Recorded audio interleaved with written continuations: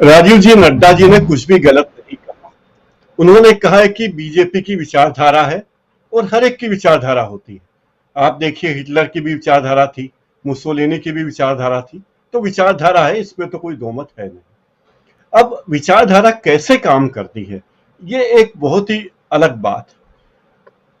जब नड्डा जी ने यह बात कही तो उनके मन में ख्याल होगा कि भारतीय जनता पार्टी के सहयोगी दल कौन कौन से हैं। भारतीय जनता पार्टी की एक बड़ी सहयोगी पार्टी है, जिससे एनफोर्समेंट डिपार्टमेंट पार्टी कहते हैं। तो ये पार्टी भी पूरे तन मन धन से ईडी पार्टी लगी हुई है बीजेपी के साथ। और जो काम बीजेपी खुद नहीं कर पाती, वहां ईडी पार्टी उनका काम करती है। तो एक संवैधानिक संस्था जिसका काम इन्फोर्समेंट करना हो, कानून का, आर्थिक अपराधों पर नियंत्रण का, वो एक तरह से सत्तारूढ़ पार्टी की सहयोगी पार्टी के रूप में कार्य कर रही है। बस अंतर यह है कि वो एक संवैधानिक संस्था है और काम उसका है एक राजनीतिक पार्टी के रूप की तरह। आप लगातार पिछली बार देखें कि वो बड़े जोर शोर से निशाने बना रही। अभी भारतीय जनता पार्टी के निशाने पर मुख्यतः ममता बनर्जी है, तो ममता बनर्जी के सहयोगियों को निशाने पे लिया गया। अब यह बात अलग है कि भ्रष्ट लोगों को पकड़ना ईडी की जिम्मेदारी है, बिल्कुल सही बात है। यहाँ संजय राउत के मामले में भी बिल्कुल सही कि जिस पथरा चाल घोटाले की बात की जा रही है, ये गुरु आशीष कंस्ट्रक्शन कंपनी ने 15 साल पहले गोरेगांव में जो मकान बनाए थे, 672 किराएदारों को नया मकान देने के लिए उनकी जमीन, उनके फ्लैट लिए गए थे। और महाराष्ट्र की एक हाउसिंग डेवलपमेंट अथॉरिटी है, म्हाडा, उसके साथ एक समझौता हुआ था कि उन सबको नया मकान बना के देंगे और बाकी की जमीन को डेवलप करके प्राइवेट बिल्डर को बेचेंगे। बहुत अच्छा विचार था और म्हाडा ने से बहुत सारे काम किए। इसके बाद ये हुआ कि उन 672 किराएदारों में से एक को भी फ्लैट नहीं दिया गया। ये एक इतना बड़ा गंभीर मामला है जिसके कारण संजय राउत अपनी जमीन खोते जा रहे हैं। संजय राउत के करीबी प्रवीण राउत और उनकी पत्नी वर्षा इस सब मामले में फंस चुके हैं और बड़ी धनराशि उनसे जब्त की गई है। तो ये मामला तो बहुत गंभीर है और ये ऐसा गंभीर घोटाले की एफएसआई, जिसको महाराष्ट्र में मुंबई में फ्लोर स्पेस इंडेक्स कहते हैं, वो बेच गए उस आशीष कंस्ट्रक्शन कंपनी, गुरु आशीष कंस्ट्रक्शन ने 900 करोड़ रुपए से ज्यादा कमाए और कहते हैं कि उसमें से 100 करोड़ रुपए प्रवीण राउत को दिए, जो कि संजय राउत के करीबी थे। संजय राउत पत्रकार रहे हैं, सामना से शुरुआत की है और वे बड़े प्रखर प्रवक्ता थे। तो एक निशाने पे वे लंबे समय से थे ही, बीजेपी के और ईडी के भी। ईडी को मौका मिला है कि संजय राउत को किस तरह घेरा जाए।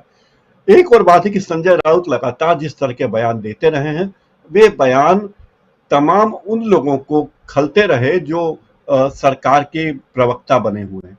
जैसे कंगना रनौत के बारे में उन्होंने जो बयान दिए, कंगना रनौत मुफ्त में सरकार की प्रवक्ता बनी हुई थी, कंगना रनौत को वायर सिक्योरिटी मिली, कंगना रनौत पर करोड़ों रुपए सरकार सुरक्षा पर खर्च कर रही है, कंगना रनौत के अवैध निर्माण को तोड़ने की कोशिश की गई, उस पर भी कंगना रनौत ने हमला किया उद्धव सरकार पर। वहां भी संजय राउत ने खुलकर मुखालिफत की, बताया कंगना रनौत की कोई गलत काम नहीं। लेकिन अब जो महाराष्ट्र में मुंबई में महानगर पालिका के चुनाव होने वाले हैं, इसमें बहुत असर पड़ेगा मुझे लगता है। और बीजेपी की इस कोशिश से, मैं बीजेपी की कोशिश कह रहा हूं, ईडी की नहीं कह रहा हूं, इस एक्शन से शिवसेना को काफी नुकसान होगा, ऐसा मेरा आकलन है। सही बात तो हमारे मुंबई में बैठे साथी धनंजय जी बहुत अच्छे से बता सकते हैं कि क्या होगा, लेकिन मुझे लगता है नुकसान होगा। संजय राउत एक ऐसे प्रवक्ता थे जो खुलकर बोलते थे और उद्धव ठाकरे के करीबी माने जाते थे, बाला साहब के करीबी थे, उद्धव ठाकरे के भी करीबी थे और एक रिपोर्टर से, क्राइम रिपोर्टर से सीधे सामना के कार्यकारी संपादक बने, राज्यसभा में गए और राज्यसभा में भी वे जिस तरीके से शिवसेना की तरफ से बोलते हैं और सरकार पर जो प्रहार करते रहे हैं, वो वे बड़े महत्वपूर्ण हैं। जब बीजेपी ने सरकार शिवसेना के साथ मिलकर सरकार नहीं बनाई और अलग जाने की कोशिश की, तब भी संजय राउत बहुत प्रखर थे। मुझे लगता है संजय राउत की प्रखरता एक कारण है और दूसरा कारण यह कि उन्होंने अपने नीचे जमीन छोड़ी एक भ्रष्टाचार की।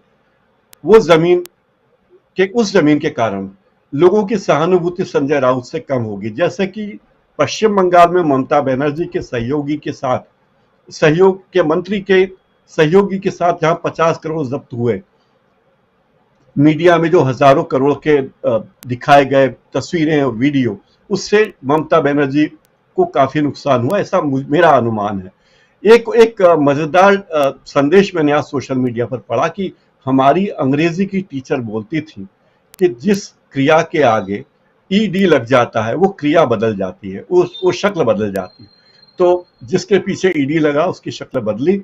ये बात और है कि ईडी वाले बीजेपी से जुड़े नेताओं, उन भ्रष्ट अधिकारियों के खिलाफ कार्रवाई क्यों नहीं करते, बीजेपी के नेताओं के भ्रष्टाचार पर ध्यान क्यों नहीं देते, ये एक अलग मुद्दा है। लेकिन मुंबई महानगर पालिका, क्योंकि मुंबई महानगर पालिका एक बड़ी महानगर पालिका है और उसका बहुत ज्यादा महत्व राजनीतिक तौर पर, तो मुझे लगता है कि उसी को देखते हुए ईडी ने कार्रवाई की है। राजीव जी। जी, राहुल लाल जी, बीजेपी